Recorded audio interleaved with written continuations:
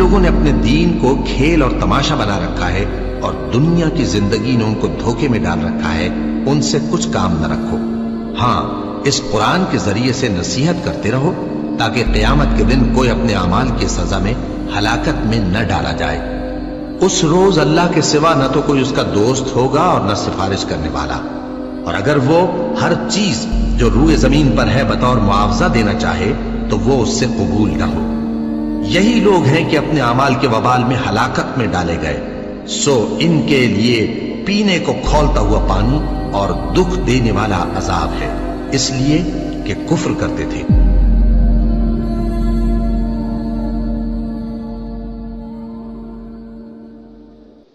ہمارے وہ اسٹوڈنٹس کے ماں باپ ان کو کہتے ہیں جی ہمارے بزرگ پاگل تھے، تم لوگوں نے نیا طریقہ نکال لیا ہے، یہ کہاں لکھا ہوا ہے؟ تو میں اپنے اسٹوڈنٹ سے کہتا ہوں کہ پہلے اپنے ماں باپ سے پوچھو نا کہ تم جس دین کے اوپر چل رہے ہو یہ کہیں لکھا ہوا پڑھا تھا؟ اپنا تو بغیر لکھے ہوئے پڑھ کے ہی عمل کر رہے ہو نسل در نسل، اور ہم سے کہہ رہے ہو لکھا ہوا دکھاؤ۔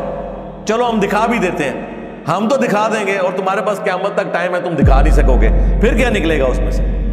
اس کے بعد یہ نکلے گا دشمنی، غصہ، دل کا غم، اس کا تو کوئی علاج نہیں ہے۔ وہ تو علماء یہود میں بھی اللہ نے کہا ہے کہ ان کے جو سینے ہیں نا وہ یہ زبان سے بولتے ہیں، اس سے زیادہ ان کے سینوں کے اندر غم ہے اس بات کا کہ یہ پیغمبر جو ہے وہ بنو اسماعیل میں کیوں آ گئے ہیں، بنو اسرائیل کو چھوڑ کے۔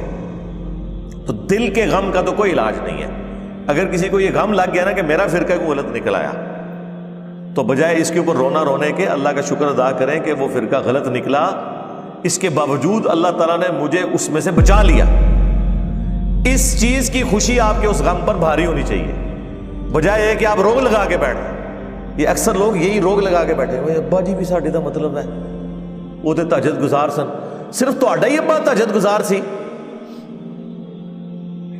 دیوبندیوں کے ابے تہجد گزار نہیں ہے، شیعہ کے ابے تہجد گزار نہیں ہے، قادیانیوں کے ابے تہجد گزار نہیں ہے، تو بریلویوں کے ابے بھی اگر تہجد گزار ہیں تو اسے کیا فرق پڑا؟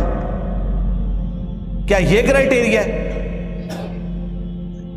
کرائٹیریا ہے علم، قرآن و سنت کے دلائل کی روشنی میں چیزوں کو ماننا۔ اگر آپ نے کرائٹیریا یہ رکھنا ہے کہ میری جذباتی ایفیلیشن ہے تو اس کا تو کوئی علاج نہیں میرے بھائی، وہ تو پھر آپ پوری زندگی اسی طرح سرگردہ رہیں گے۔ لہٰذا میں بالکل اس ڈاکٹرن کو نہیں مانتا کہ لوگوں کو سمجھ نہیں آتی یا وہ بیچارے اتنے اگنورنٹ ہیں، نہیں۔ جب آپ نے بتا دیا ان کی بوتھیاں آپ کو بتائیں گی، وہ جو مکاری اپنے چہرے سے کر رہے ہوں گے نا وہ آپ کو مکاری بتا رہی ہوگی کہ اس کو سمجھ آ گیا ہوا ہے، صرف یہ ٹیک چالیاں کر رہا ہے، چاہے وہ آپ کا ابا ہو یا آپ کا دوست ہو، اس کی مکاری آپ کو نظر آئے گی کہ یہ مکاری کر رہا ہے اس وقت، تو وہ مکاری اپنے ساتھ ہی کر رہا ہے۔ ہماری بلا سے نہیں پوری دنیا جہنم میں چلی جائے، کسی کے جہنم میں جانے سے مجھے کیا فرق پڑتا ہے؟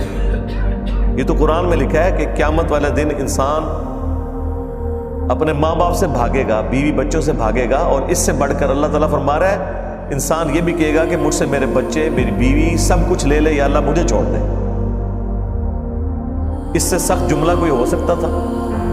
وہ بیوی بچے جن کے پیچھے لوگ حلال اور حرام کی تمیز نہیں کرتے، قیامت والے دن اللہ تعالیٰ قرآن میں فرما رہا ہے، یہ کوئی حدیث بھی نہیں ہے کہ آپ اس کے اوپر کہیں کہ پتہ نہیں صحیح ہے کہ نہیں، یہ قرآن میں لکھا ہوا ہے۔ پارہ نمبر 30 کھولیں تو یہی سارا ٹاپک ہے،